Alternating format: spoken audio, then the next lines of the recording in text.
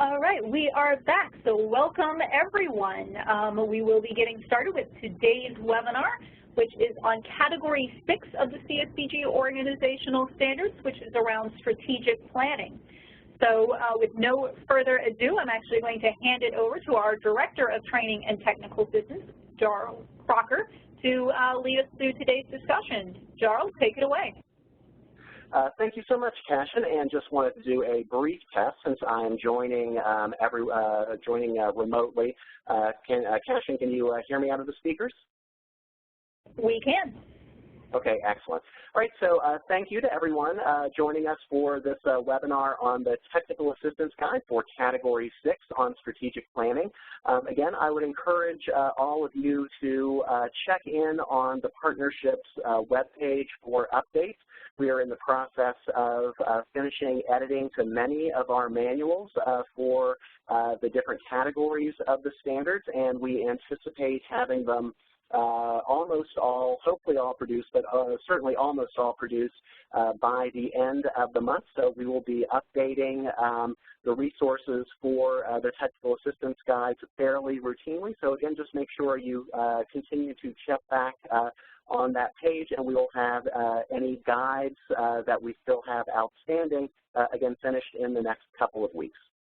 So what we want to do today is begin with an overview of the Technical Assistance Guide. So I'll talk a little bit about what is in the contents of the guide and how to use it and the intent that we have, some tips for agencies.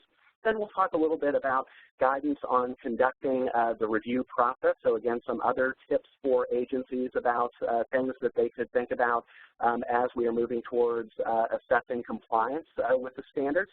Then we will go through the standards themselves. So we'll look at standards 6.1 through 6.5. And again, we'll take questions after each of those standards, and then we'll have any wrap-up questions at the end. So to begin with an overview of the Technical Assistance Guide structure, there are two primary purposes behind our Technical Assistance Guides. So the first purpose, as you see up there on the screen, is to assist with the definition, intent, and documentation of the standards. So every Technical Assistance Guide, including this one for strategic planning, has a Section A that covers some basic background information on the definition and intent of the particular standard. So in this section, we provide you with a little bit more context, background around any technical issues related to the standard and management and operations for agencies related to that standard. And also talk a little bit about why it was included in the organizational standards overall, because we think it's important for our agencies to know in context why these standards were, why we included the standards that we did. Section B covers interpretation and documentation. So what you'll find in Section B is in the first part, discussion of any issues around interpreting the standards. So we've received a variety of questions from agencies as we've been putting these guides together. And so we try to include the top 3 or 4 issues around interpretation questions that agencies have had about interpreting the standard, again, to provide just a little bit more additional guidance, but of course with the caveat that it's ultimately up to your state CSBG lead agency to define exactly what the standard means and the documentation to show that you're in compliance with that standard. And then Section B at the end also includes suggestions for those documentation. So we've tried to take our best guess at what documentation would be required to meet that standard, again, to give agencies a little bit of a jump start if you're thinking about what kind of documentation that you need to pull together to show you're in compliance with the standard.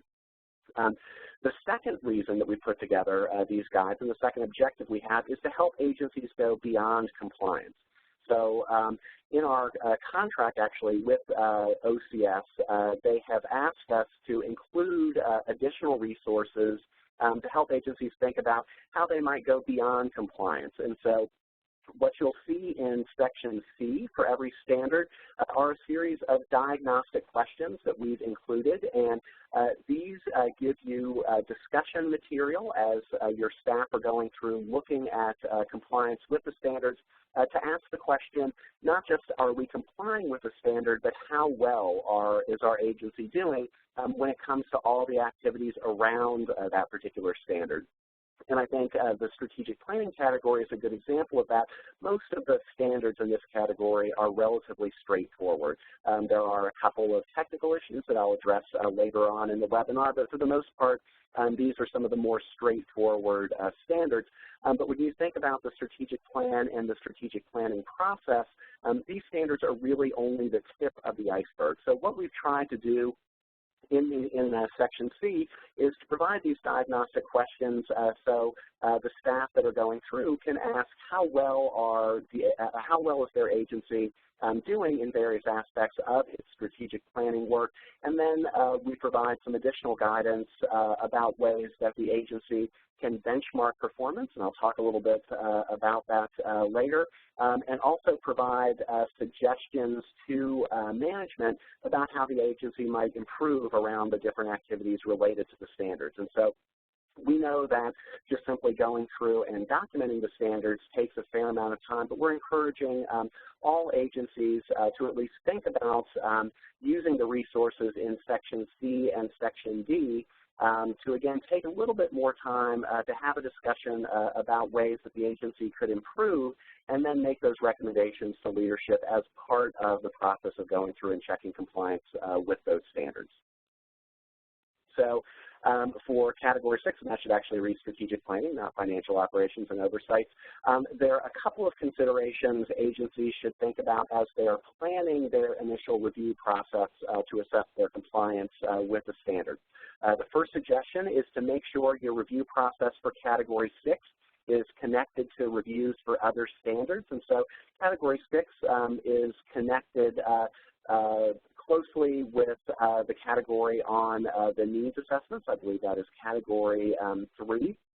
And it's also connected with Categories 1 and 2 as well, because there are some issues around getting consumer input and engagement as part of the strategic planning process. So it's a good idea to think about how the categories are connected with each other, especially if you have different staff assigned to going through that review process to collect the documentation. It's a good idea to figure out how those different processes link up and make sure staff are on the same page. The second suggestion is agencies should look for opportunities to connect the review process into ongoing agency activities. So if your agency is actually going through a strategic planning process this year, that's a great opportunity to go ahead and collect the documentation that you'll need to show you're in compliance with the standard. But if you're doing any updates to the strategic plan, or if the agency routinely reviews progress towards its strategic plan, possibly on a quarterly basis, those meetings would also provide good opportunities to go ahead and collect the documentation you need to show you're in compliance, and you wouldn't have to reinvent the wheel. So again, looking for ways to make that collection of documentation more efficient by connecting them to activities related to the standard that you already have scheduled. A third suggestion is to consider including a team of staff when you're going through the process of review to assess compliance with the standards. Some agencies might find it more efficient to simply have one staff person in charge of a particular category, or even for most of the categories. And while that's certainly one option for going through and collecting the documentation, we're suggesting that agencies consider at least having a small group of staff go through that process. It's a great opportunity to build staff capacity, potentially do some cross-training of staff to make sure folks are familiarized with different aspects of the agency's management and operations. And it also makes it a little bit easier to go through that process that I referenced earlier, taking that step back, evaluating how well the agency is doing around the activities related to the standard, and then making recommendations to leadership about how they might improve.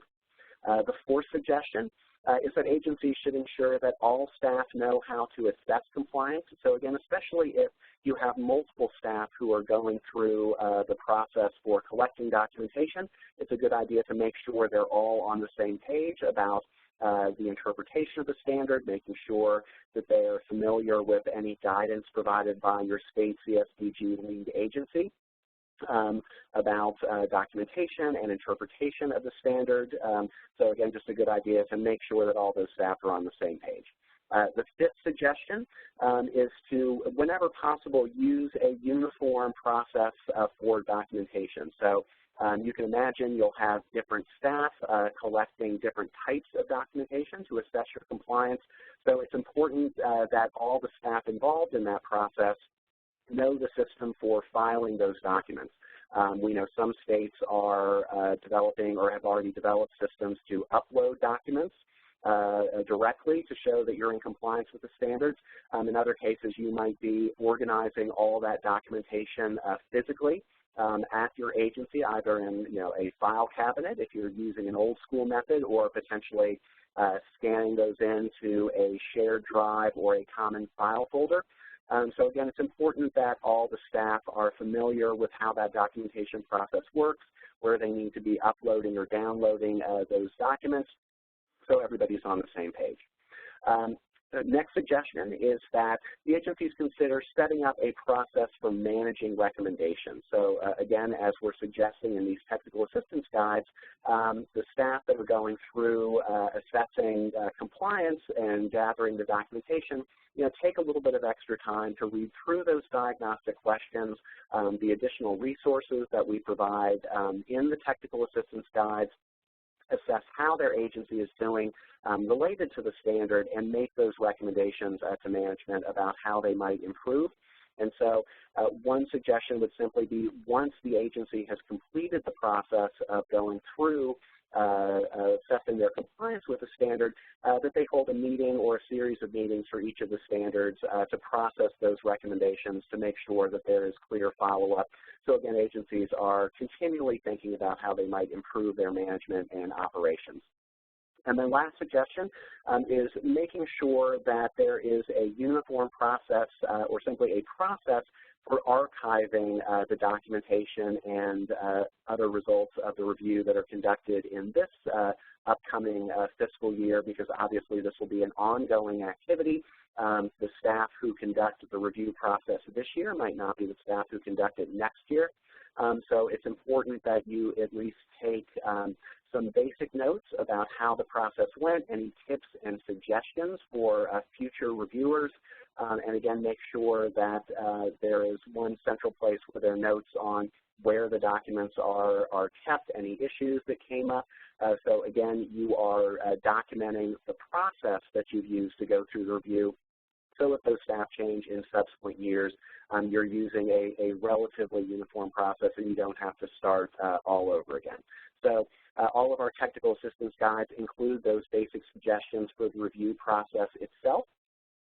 And they also contain some suggestions for that process of going beyond compliance that I mentioned. So one option for agencies might simply be to have a short discussion of strengths and opportunities for improvement once you've finished gathering the documentation for assessing compliance with the standard. So using those diagnostic questions that are included in Section C for every standard in our technical assistance guides, and those additional resources that are provided in Section D. Those are usually case studies, manuals or how-to guides, or examples from other agencies, so you can compare how you're doing with work from individual agencies to work going on across the network to get a sense of how well your agency is doing. A second option would again be to review that resource material, so doing a little bit of a deeper dive. So looking at guides developed in different states or by different agencies on how to do a strategic planning process to see how well your agency is matching up, or examples of other strategic plans that other agencies have put together. A third option, which would take a little bit more time, would be to conduct interviews or a quick focus group with key staff who have been involved in the strategic planning process, again, to check in to see how well the agency did the last time and to gather any feedback or suggestions about how the agency might improve its next strategic planning process. And the last suggestion, again, which would probably require the most amount of time, would be to hold interviews or focus groups with outside partners or experts to get additional feedback. So if there is a community-based organization in your area that is known for doing its strategic plans especially well, it might make sense to get a little feedback or suggestions from them. If you work with an outside consultant as part of the strategic planning process, maybe doing a quick interview with them on ways to improve your strategic planning process the next time around.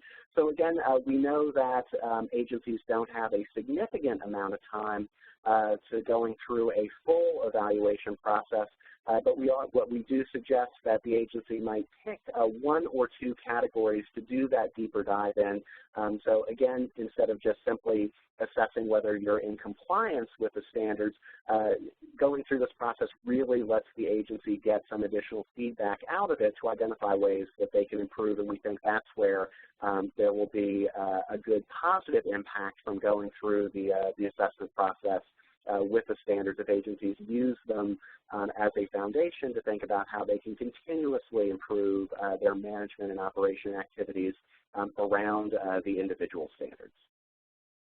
So turning to standard 6.1, the organization has an agency-wide strategic plan in place that has been approved by the governing board within the past 5 years. So turning to guidance on definition and intent for this particular standard.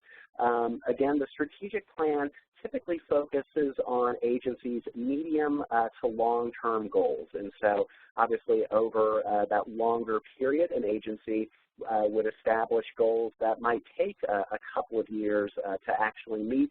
So it's one of the questions that we commonly get is what's the difference between an operational plan and a strategic plan. And again, a strategic plan typically includes those medium and longer term goals that are going to take a little bit more time to actually implement. Again, a strategic plan is distinct from an operational plan. An operational plan typically contains much more detail about how the agency is actually going to implement or accomplish those goals. Some agencies fold the operational plan into their strategic plan. Some develop it as a separate document. But again, it's important to note that your strategic plan should contain or at least be connected to an operational plan that goes into a much higher level of detail about how you'll actually accomplish the goals that you've developed for your strategic plan. Another important point is that the strategic plan needs to be grounded in your needs assessment and closely connected to your community action plan. So the strategic plan should always begin with a review, or at least one of the things that you do at the beginning of the strategic plan is review the results of your needs assessment, because that's really what forms the basis of the goals, informs the goals that you develop as part of that strategic planning process. And then obviously it's closely connected to the community action plan, which primarily focuses on the external activities that the agency is going to engage in the community. But it's very important that the strategic plan take both the needs assessment and the community action plan into account and be tightly tied to them so you can very clearly see how each of them informs the others. It's also important to note that there is no one set process for strategic planning. So what the actual strategic planning process looks like is up to individual agencies. But it typically involves a multi-part process that begins by convening a planning committee or similar type of committee, typically a small group to keep the process on track. It then turns to research for particular issues that are most likely to be included in the strategic plan, outreach to key internal and external stakeholders as needed to gather additional feedback. on agency goals, suggestions for what the agency should consider in the strategic planning process. Then there's typically a retreat or similar type of typically facilitated meeting where the agency staff develop the strategic planning process. And then finally, an implementation phase, which either more fully develops the operational plan that details how the strategic plan will be implemented, or otherwise builds out the structures and processes that will be used to fully implement the strategic plan once the final plan has been approved by the board. So turning to questions around guidance and on interpretation for Standard 6.1, a couple of key points to remember. First, in-process strategic plans should generally satisfy the standard. So again, if you are monitored and you have not updated your strategic plan, but you are in the process of doing that, you should be able to work with your state CSBG lead agency. That should, in almost all cases, not require a technical assistance plan since you are already in process. We are suggesting that agencies would typically develop an MOU or a similar check-in procedure just so they could report back to the lead agency on when that strategic planning process is complete. But as long as you are in process of developing your strategic plan, you should be okay for this particular standard. Secondly, a current strategic plan without board approval does not satisfy the standard. So if you've finished your strategic plan, but it has not been approved by the board, that would not be in compliance with the standard. So important that that last step is taken.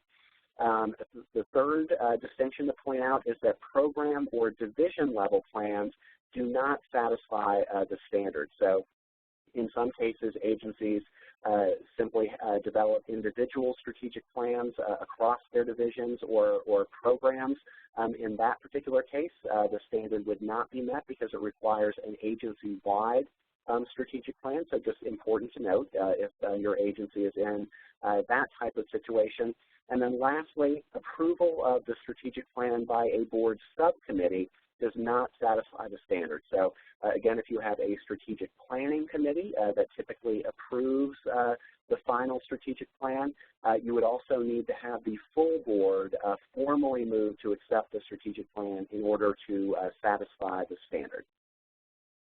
So moving on to guidance on documentation.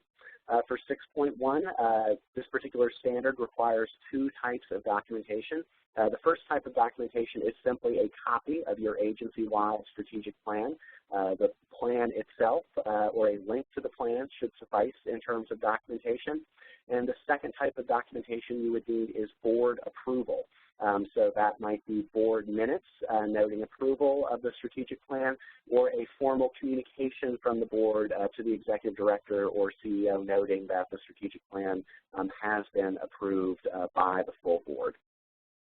And then suggestions for beyond compliance. So again, these are the diagnostic questions included to help agencies go through that further assessment process to see how well they're doing on their strategic plan. So one thing that we suggest agencies think about is how well the needs assessment is integrated into the strategic plan. So making sure that there's a tight connection between the needs assessment data, that it was used from the beginning of the strategic planning process, that the board and staff who went through the strategic planning process were familiar with the needs assessment data and used it in the development of the strategic plan. Second thing to look at is your board structure. So is there a board subcommittee that is responsible for the strategic plan, since board involvement is a crucial component of a good strategic planning process. So making sure that there is some type of structure in place that assures board involvement throughout the strategic planning process is important. Another question to ask is, does the agency have a formal structure and process for actually implementing the strategic plan? Everyone, I'm sure, is familiar or has seen strategic plans that were developed with a significant amount of effort and then just simply gather dust on the top shelf of the agency.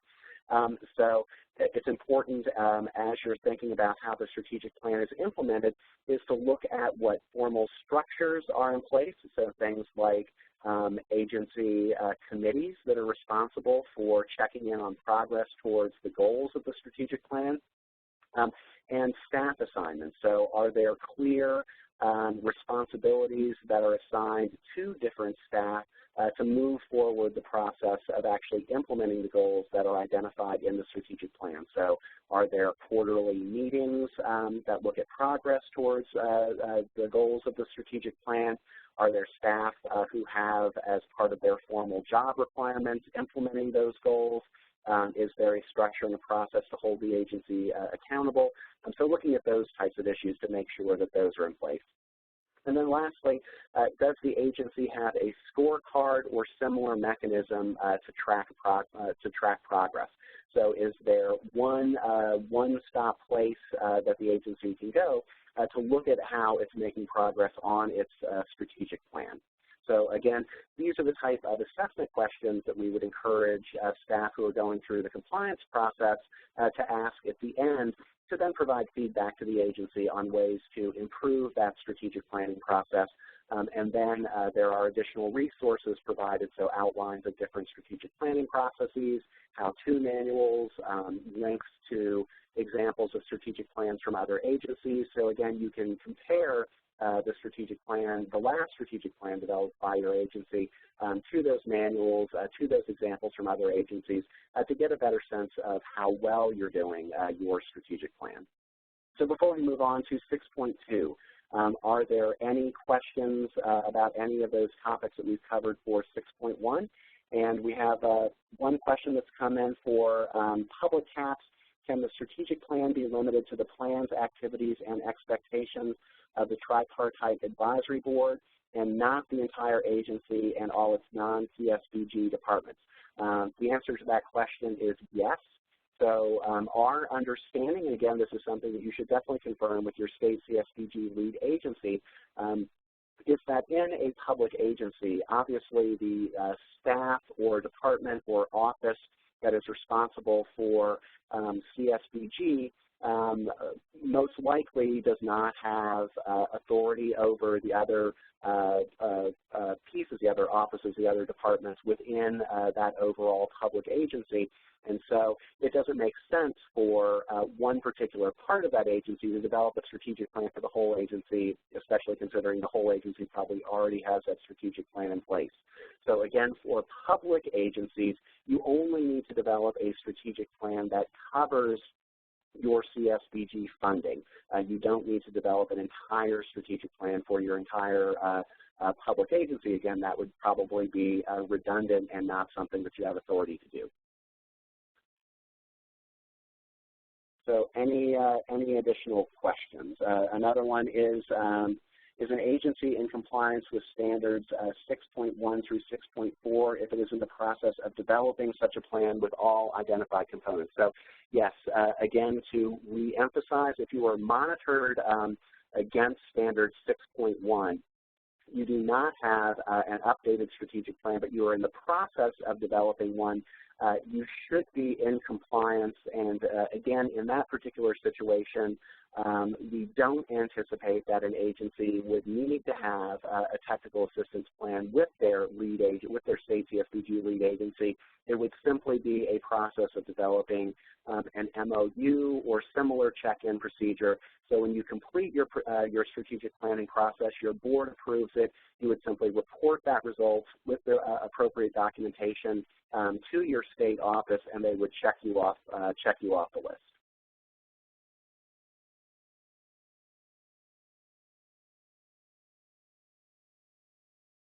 All right, so any other questions from folks? Yeah, it looks like we have a couple more that are in the queue. You mentioned earlier about medium and long-term goals. Can you give an idea of what kind of time frames you would be talking about to differentiate those and define those? Sure. So, you know, a medium-term goal would generally be something that might take an agency, 1 year to accomplish, and longer-term goals would be, 2 or 3 to 5 years. So Again, we say that just so there's a clearer delineation between the strategic plan and the operational plan. So the operational plan would be what you're doing on a probably month-to-month, quarter-to-quarter basis to actually implement the strategic plan. And it's perfectly okay for your strategic plan to have goals that might take you, 2 or 3 of those longer-term goals, 2 or 3 years to actually implement, and you would only be able to have an operational plan, for the first piece of those.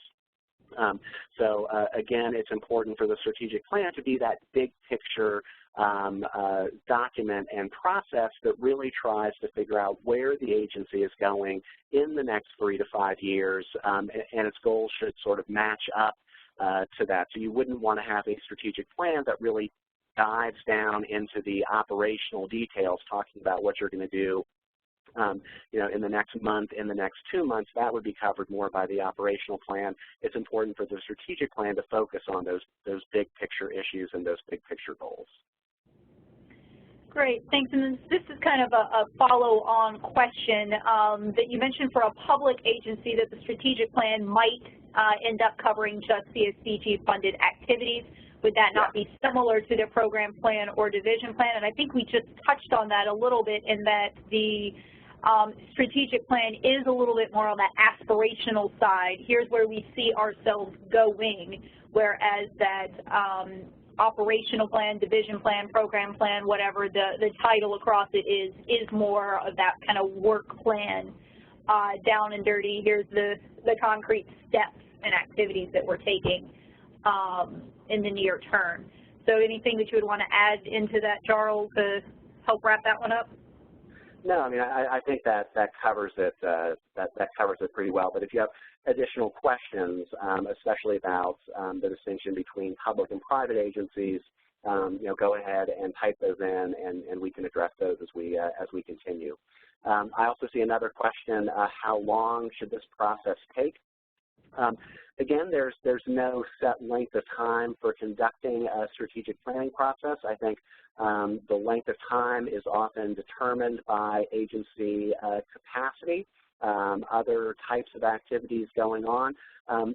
Again, because a strategic plan is a very important document for guiding the agency, I think one thing that's important to think about is making sure that when you conduct your strategic planning process, you do so when you do have enough time to really devote yourself to diving into that process. So having your strategic plan coincide with when all your year-end program reports are due is probably not a good idea.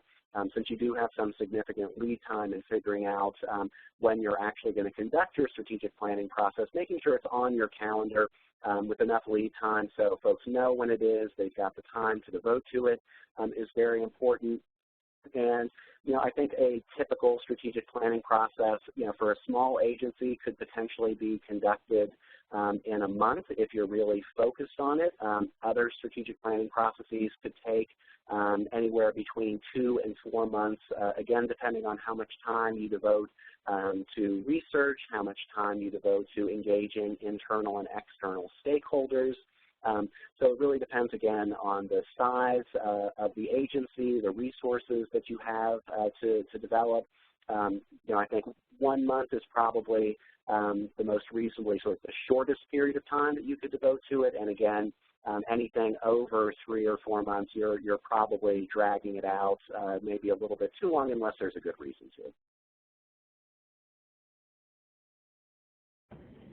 Great, and that, I was going to say that was all of them to come in, but it looked like we might have had one at the last second. Nope, we'll come back to that. Now that you guys have found that Q&A box, I encourage you to keep it up as we get through the last 4 standards in this category. So I think we are ready to move to 6.2 for now. Great, so standard 6.2, the approved strategic plan addresses reduction of poverty, revitalization of low-income communities, and or empowerment of people with low incomes to become more self-sufficient. So starting out again on guidance around the definition and intent of the standard. So again, it's important that strategic plans should focus on both program and operational goals. So On the one hand, it's certainly perfectly appropriate for strategic plans to include goals around things like fundraising, developing the agency's IT infrastructure, those kinds of internal operational issues that are often addressed in strategic plans. But it's equally important to include those program or external goals. So what are you actually trying to accomplish as an agency in your work with the community? And that's what this standard is really trying to make sure that agencies focus on, that those types of community goals, the overall impact you're trying to have on the community, is incorporated into that strategic planning process. Again, another suggestion and thing to keep in mind is that strategic plans should be aligned with the overall mission and vision of the agency. So the strategic planning process is often a good time to revisit the mission of your agency to make sure that its programs are still aligned with the mission, that the mission still is a good fit with the type of work that the agency is doing.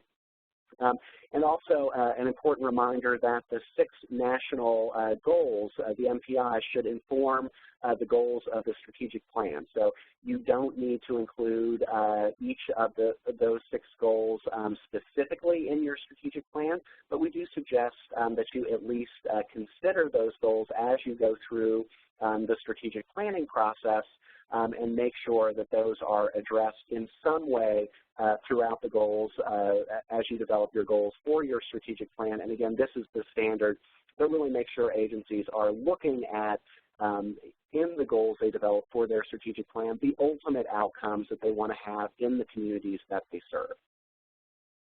So turning to guidance on interpretation.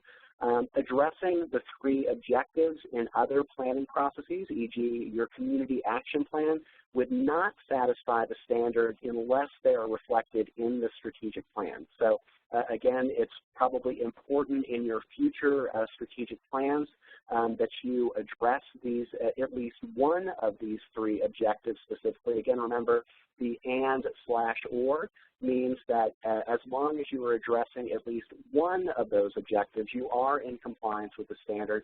But again, it's important to make sure that at least one of those objectives, therefore, is mentioned in your strategic plan, or that there is a clear, or one or more goals in your strategic plan clearly addresses at least one of those objectives.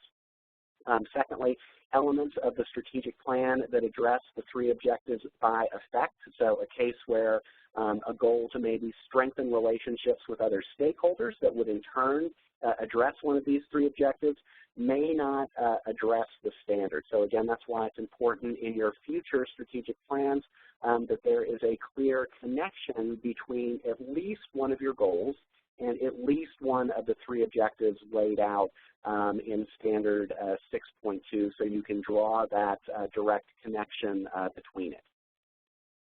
So guidance on documentation for 6.2. Again, this is fairly straightforward. It could be a highlighted section of the strategic plan that directly addresses one or more of the objectives, or simply a brief narrative that explains how the strategic plan addresses one or more of those 3 objectives, and a copy of the strategic plan. So even just a paragraph or 2 that talks about how you're addressing those objectives in the strategic plan, spells out which goals are connected with which objectives, I think would satisfy this particular standard. Suggestions for those diagnostic questions to look at the beyond compliance portion of the strategic planning guide. So a couple of important questions to think about, and again to discuss, hopefully develop recommendations once you've thought through these, would be, does the strategic plan incorporate or address the 6 national goals? So again, you don't formally have to include them in your strategic plan, but it's just a good idea, I think, to make sure that those are part of your strategic planning process, that you reference the 6 national goals, again, so you're aligned with the overall goals of the CSBG network and including the ROMA framework into your strategic plan. Second question to ask is, does the strategic planning process include looking at innovative program models and new service delivery strategies? So again, like I mentioned at the beginning of this standard, it's important in your strategic plan to not just be looking at the internal operations of your agency, but also to look at those big picture goals for your programs, making sure that you've thought through potentially looking to implement new service delivery strategies or new types of programs that have been identified by your needs assessment to meet the needs of your customers. So again, instead of just simply saying we're going to deliver the services that we've already delivered, and I've read a few strategic plans that basically say that, making sure you're using the strategic planning process as an opportunity to think about where might you add services, where might you deliver services differently, are there innovative programs that you'd like your agency to potentially develop if you're not delivering those types of services. So again, the strategic planning process is really the opportunity to have those big picture discussions about where the agency is going and the types of services it provides and how they provide those services. Another important question to ask, does the strategic plan address the root causes of poverty in the community? So again, back to those three objectives, it's important as part of the strategic planning process to have those discussions. Again, are our programs, are our service delivery strategies really looking at ways to address the underlying causes of poverty, or are we simply meeting the or presenting needs of our customers in poverty without really exploring ways of how to move them out of poverty into self-sufficiency? So again, just another example of the types of discussions that typically should be going on in the strategic planning processes. And then lastly, is outcome data from programs incorporated into the regular review of strategic planning goals? So again, is there a structure and process in place for tracking the results of and the success of implementing the goals in the strategic plan? And are you looking at your other outcome data to see how well you're actually implementing those goals? Has the implementation of your strategic plan goals improved any outcomes because you're delivering services in a different way, or you've added an additional set of services to deliver if you're maybe doing a bundled services pilot project or similar type of activity? So again, making sure you're looking at that outcome data as well to see ultimately what kind of impact implementing your strategic plan is having on the families, the customers, and the communities that you serve. So questions for standard 6.2. Yes, we do have a question in. I was asking to spend a little bit more time on the 6 national goals. So with that, we are referring to what is stated in IM 49 as the 6 national goals. You'll recognize them as they do structure your NPI report, your information survey that you turn in each year. So those are just the broad goals to capture the anti-poverty work across the network. So that's goal 1, low-income people become more self-sufficient.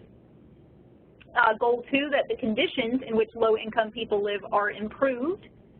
Goal 3, low-income people own a stake in their community. Goal 4, partnerships among supporters and providers of service to low-income people are achieved. Goal 5, agencies increase their capacity to achieve results. And goal 6, low-income people, especially vulnerable populations, achieve their potential by strengthening family and other support systems. So again, you can read those through any of your ROMA paperwork as well as the information survey that you turn in. It's just one suggested method of an effective way that we have seen a lot of community action agencies kind of come at their strategic planning. So I encourage you to consider that. And we do have another one that is, there you go. Yes. Another question is, does the mission statement addressing the reduction of poverty being included as part of the strategic plan satisfy standard 6.2? So my suggestion, so let's say you've got a mission statement that says your agency's mission is to reduce poverty, and you include it in your strategic plan. I think in that particular instance, you would need to be able to draw a bright line between that mission statement and at least one goal in your strategic plan that is directed towards reducing poverty.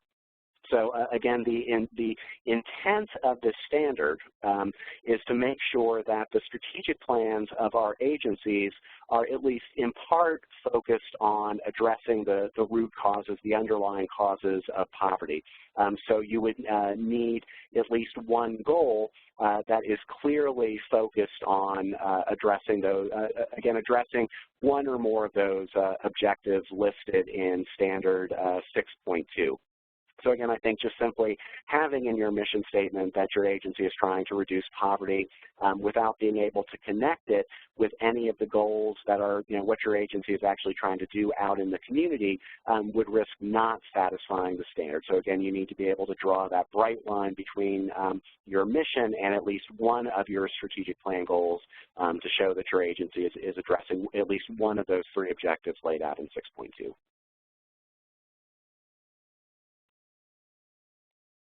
Right, so I don't see any additional questions, so we'll move on to 6.3, but we can always circle back if folks think of additional questions about 6.1 or 6.2. All right, so Standard 6.3, the approved strategic plan contains family, agency, and or community goals. So again, fairly similar to 6.2. So to begin with guidance on the definition and intent of the standard, it's important that strategic plans and planning processes should incorporate the ROMA framework to the greatest extent possible. And so you'll probably, or at least hopefully, recognize those three goals from ROMA materials, from ROMA trainings that you've done or sat through. And again, incorporating family, agency, and community goals helps provide that holistic perspective on agency strategy. It helps you think through your overall strategy for your theory of change that your agency is using, making sure that you have goals at all three of those levels. So again, as part of the ROMA framework, important to think about how how you're connecting the goals in your strategic plan to those three goals. Now again, for every goal in your strategic plan, you might not be able to match up a specific set of goals with those three levels, the family, the agency, and the community. But again, important to go through that as an exercise, again, to take that holistic look about what kind of end results you're trying to achieve through your strategic plan goals. Turning to guidance on interpretation, addressing those three goals in other planning processes, again, something like the community action plan, does not satisfy the standard unless they are reflected in the strategic plan. So we would strongly encourage in your next strategic plan, if it's not already in your previous strategic plans, that you include under every goal that you have laid out in your strategic plan, what the goals would be for families, communities, and agencies. And again, you might not, for each of your strategic plan goals, it might not be possible to connect those to all three levels of goals. There might be a goal where you might only be able to focus on the goals for your organization, for example, but not, say, for families and the community if it was a goal related to the internal operations of your agency. But again, as long as you're looking at least one or more of those three different level goals in the goals of your strategic plan, you should be in compliance. And if the strategic plan does not contain one or more of those three goals, but an operational plan does, again, the agency risks not complying with the standard. So I think this is maybe a more pro forma approach to ensuring compliance with this particular standard, but just making sure that your goals in your strategic plan do reference those three ROMA goals: agency, community, and organization, or family, agents, community, and organization. I think it will definitely make sure that you are in compliance with this particular standard. And we have a question that has just come in. Are these three goals in reference to the 6 national goals? I think these are connected to each other. So Cashin reviewed the 6 national goals from the MPI. So one way to think about that is for each of those 6 national goals, if you were, say, to use those as the goals for your strategic plan, under each one of those, you would want to spell out what the goals are for the 3 levels, for families, for the agency or organization, and for the community.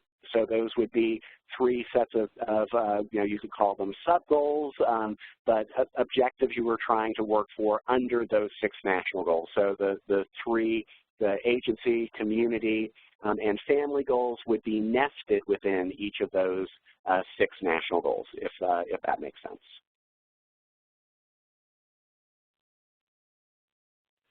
All right, and then moving on to guidance on documentation for 6.3. Again, fairly straightforward.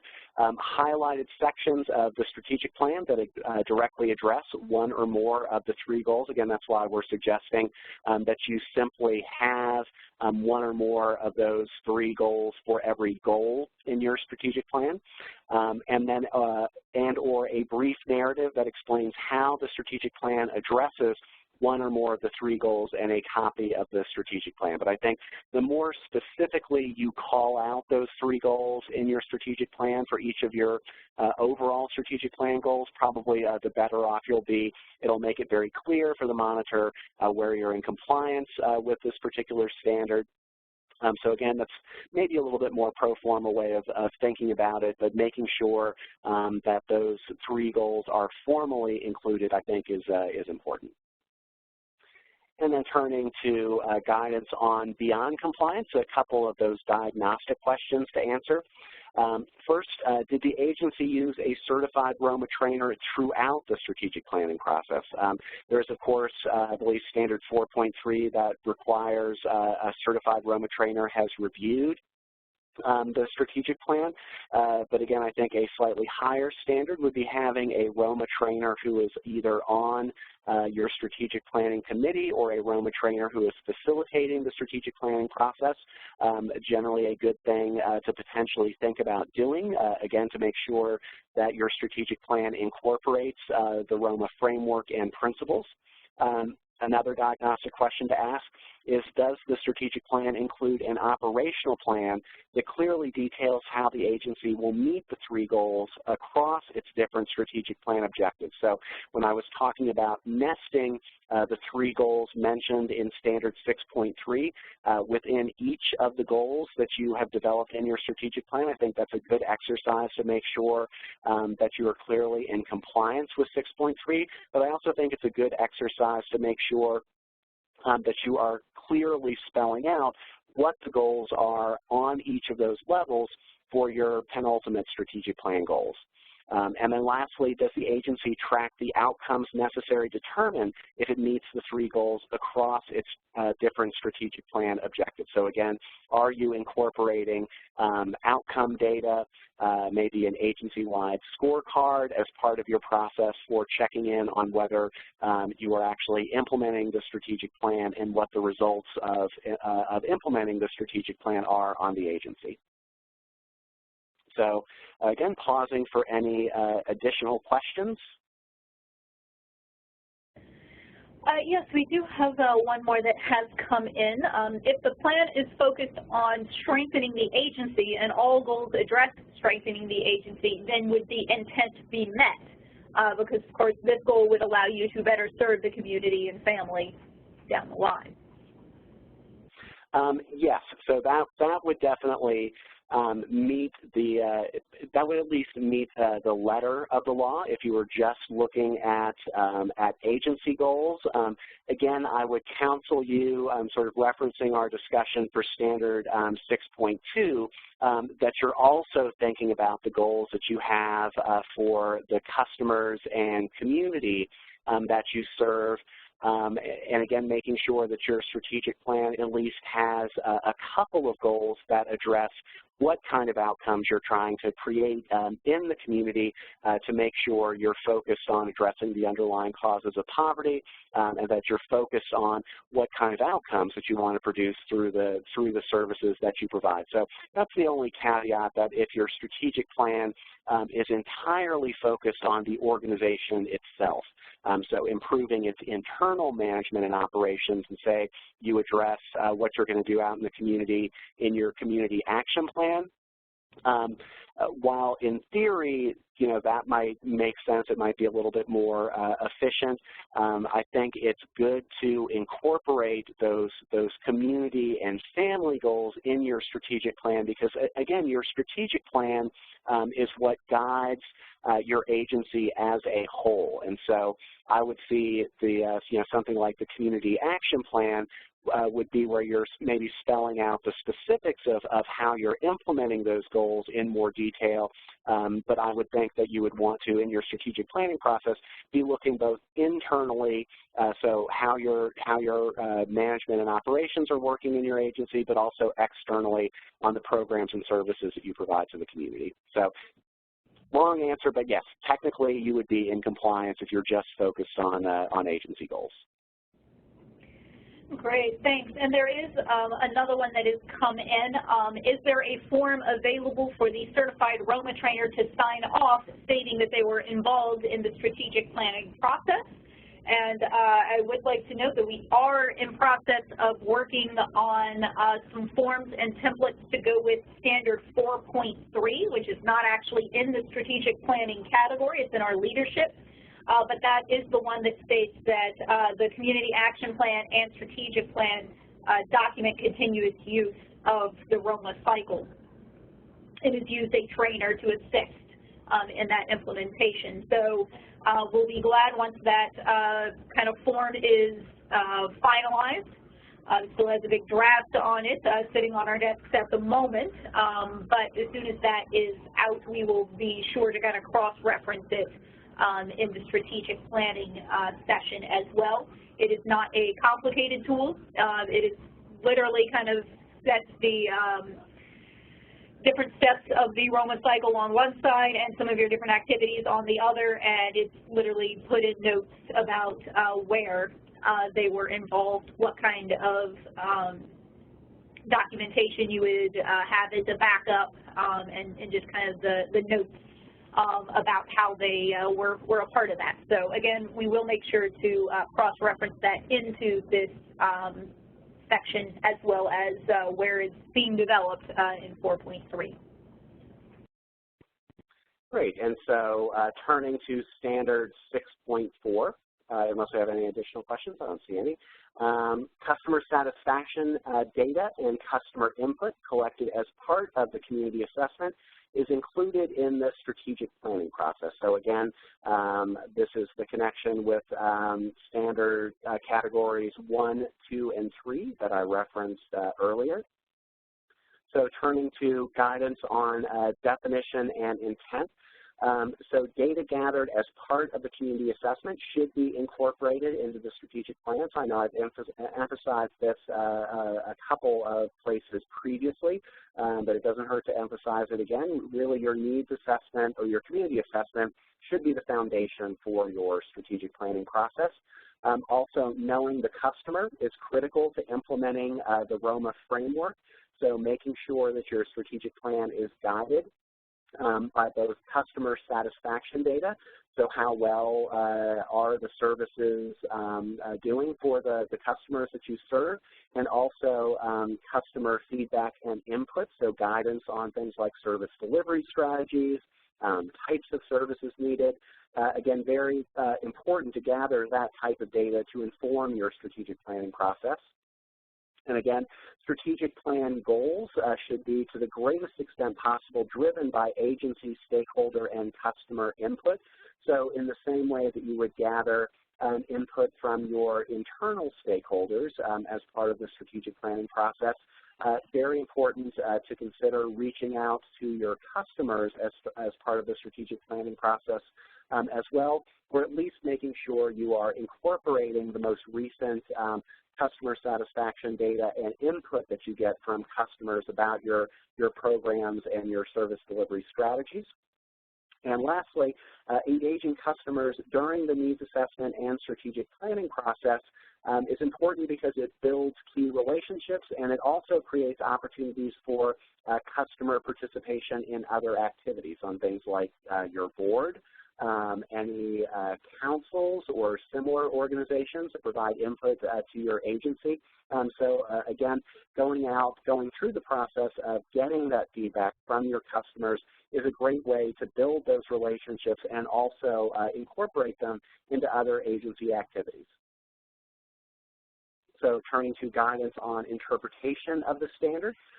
So in a case where the agency gathers either customer satisfaction data or customer input, but not both as part of the needs assessment and strategic planning process, you might have some challenges meeting the standard. And I think this is a more technical question, and one question that we've gotten previously is what's the difference between customer satisfaction data and customer input? So I want to at least suggest the partnership's interpretation of the difference between those two.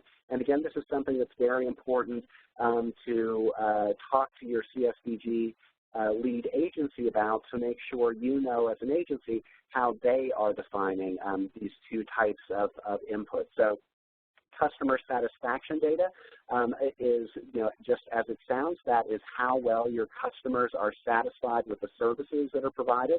So are the services timely? Do they feel respected?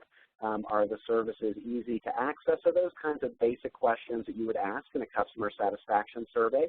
And then customer input is more input on bigger picture issues. So are your service delivery strategies effective? Are they incorporating different parts of the community?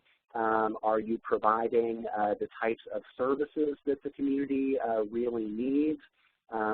So the customer input would be provided through things like an advisory council, where you would be convening groups of customers or a continual group of customers, again, to provide guidance to the agency on more strategic issues about how well its programs were doing. So again, are there gaps in services?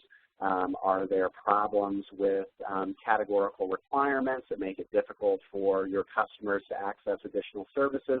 Those are the kinds of things that you would be looking at in gathering customer input. So I know that's not necessarily a bright line. You could certainly gather both customer satisfaction data and customer input, say from the same type of survey. You might include sort of both types of questions on surveys that you give to your clients. But again, customer satisfaction data deals more with how well the customer is satisfied with the services, and customer input is input more on those big picture questions. Are you providing the right kinds of services?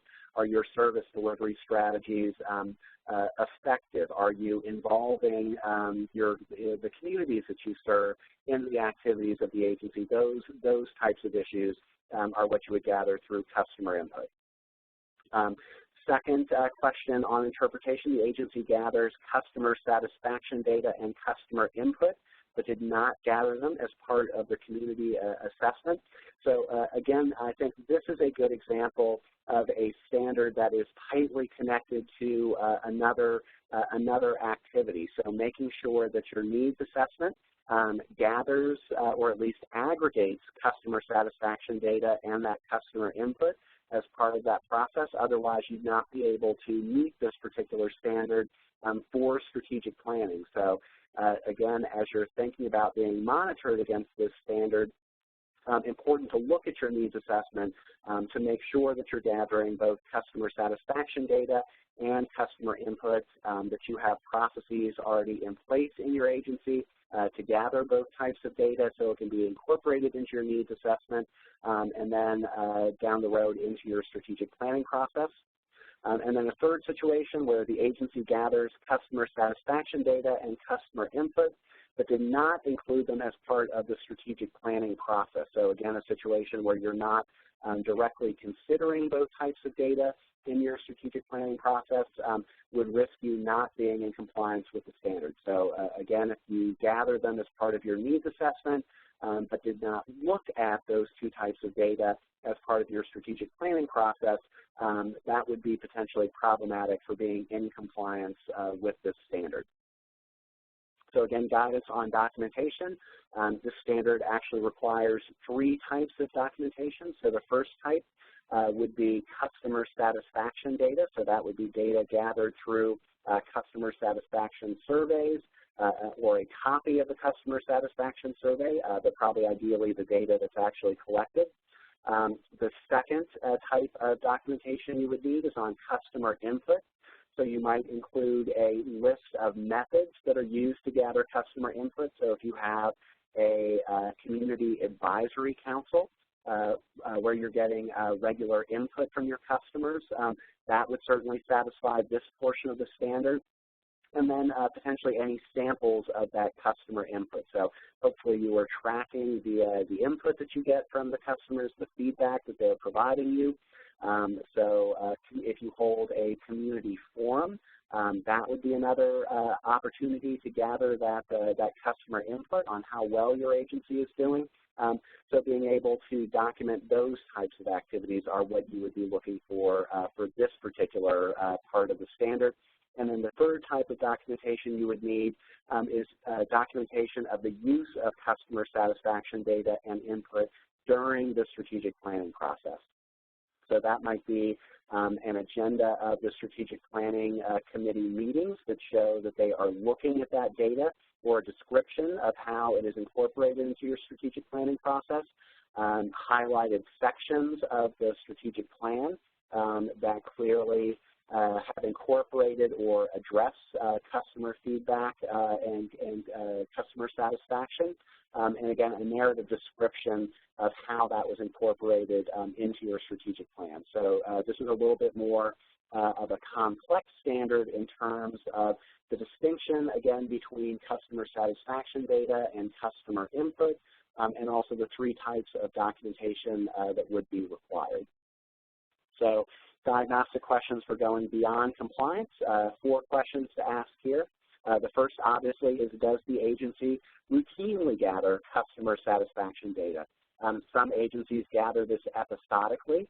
Obviously, we would strongly suggest that there is regular gathering of that data. So we've seen agencies that gather or at least aggregate their customer satisfaction data on a monthly basis and then report that out on a quarterly basis to review it and make suggestions for any changes to programs or service delivery strategies. Another question to ask is, does the agency have a clear structure and process, such as a quality improvement committee, for incorporating customer satisfaction data into program and organizational planning processes? So is there a mechanism, is there a way that actually takes that input and customer satisfaction data and uses it to improve your programs and service delivery strategies? So again, quality improvement committee or similar body that would need to routinely consider the data you're getting from your customers and figure out what that means for any changes to your programs or service delivery strategies. Also, does the agency have a clear structure and process for incorporating that customer feedback, such as an advisory council? Other options would be to routinely, maybe once a year, convene a community meeting to gather data from the community about how well your agency is doing.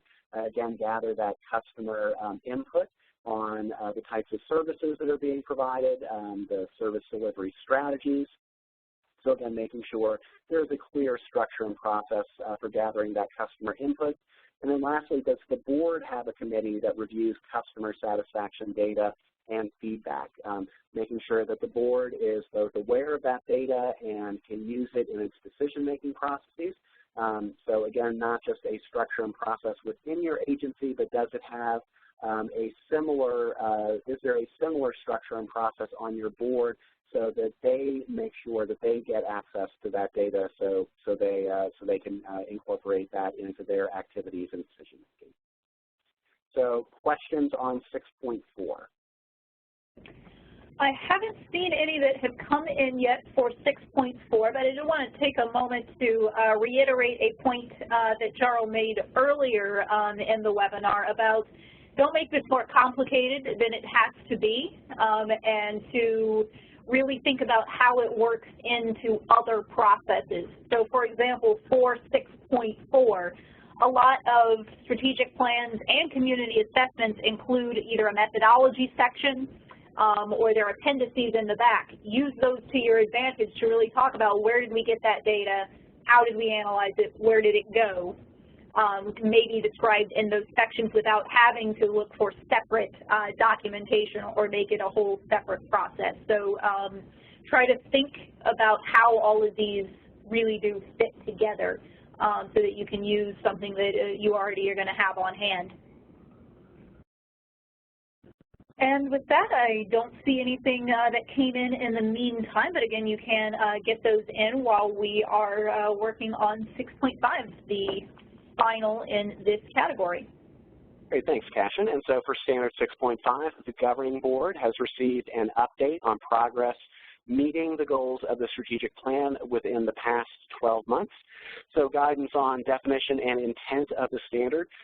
So obviously it's important to point out that the board should play a regular role in review of the progress on the strategic plan. So the board's involvement in the strategic planning process does not end when they approve the strategic plan. They should get updates at least once a year, although ideally on a more frequent basis. And also it's important that agencies have structures and processes in place to hold themselves accountable for progress on the strategic plan. So I suggested previously that agencies need to have whether it is a committee, whether it is individual, program managers who are responsible for incorporating or implementing the goals in your strategic plan into the operations of the agency. You need to have the same thing for the board. So there needs to be a board structure and process for getting those updates. So again, they can monitor agency progress on actually implementing the goals of the strategic plan and be continually involved in the process, because obviously it does not end as soon as they sign off on your strategic plan. So turning to guidance on interpretation. So a situation where the agency provides an update on progress meeting the goals of the strategic plan to a board committee, but not the full board. So again, if you have a board committee, a board strategic planning committee, and you are updating them, but you do not update the full board, you are not in compliance with this particular standard. In another situation, the agency provides episodic updates but not a complete report on progress meeting the goals of the strategic plan. So for example, if you routinely update the board sort of as issues come up with the strategic plan, if you update them on one goal but not the other goals, that would not satisfy this particular standard. There needs to be a full update across all of the goals of the strategic plan to the governing board at least once per year in order to satisfy the standard. So turning to guidance on documentation. Again, fairly straightforward. A copy of the presentation made to the board on progress towards meeting the goals of the strategic plan, I think would be one thing, and then also board minutes reflecting the review of the update. So basically any kind of documentation that shows a presentation has been made, again, to the full board about progress towards meeting the goals of the strategic plan. And then lastly, diagnostic questions for beyond compliance.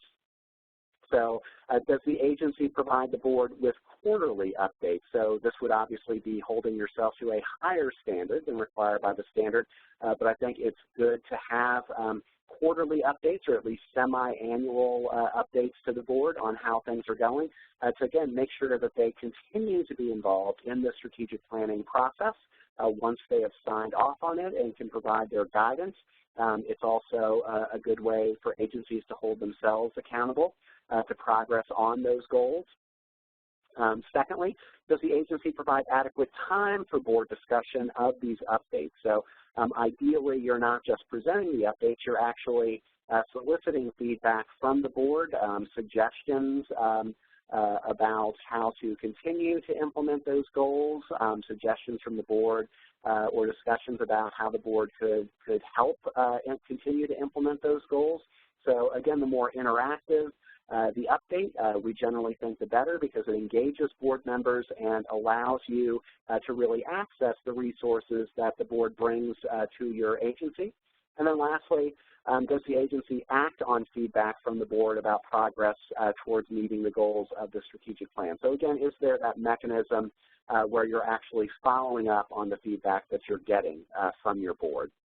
So making sure the agency is holding itself accountable in situations where they're not making progress towards meeting the strategic plan goals. So do we have any questions on 6.5 or any of the other previous standards?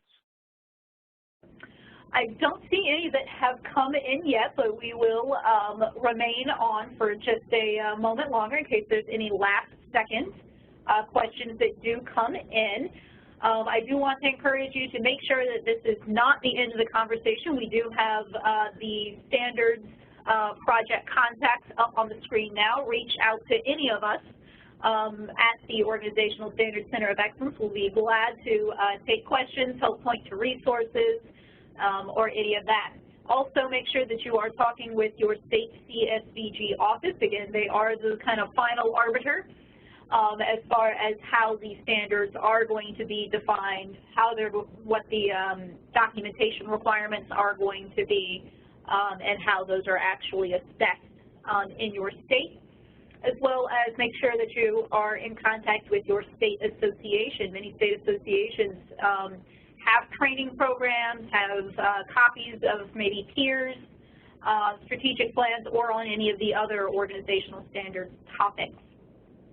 And do make sure that you check out the partnership's website. We do have a link that is dedicated to updates to the CSBG organizational standards and ROMA Next Generation. It's a quick link on our left-hand column.